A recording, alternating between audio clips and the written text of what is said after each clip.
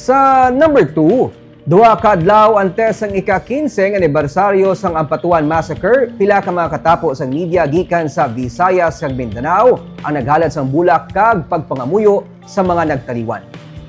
Nagbisita mismo sa massacre site sa Barangay Salman, Ampatuan sa Maguindanao del Sur ang grupo sa media nga ginpamunuan sang Mindanao Institute of Journalism Huwebes ang aga.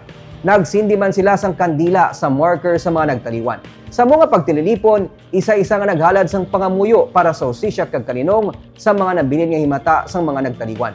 Nobyembre 23, 2009 sang gipamatay ang 58 ka mga persona, 32 diri katapo sa media.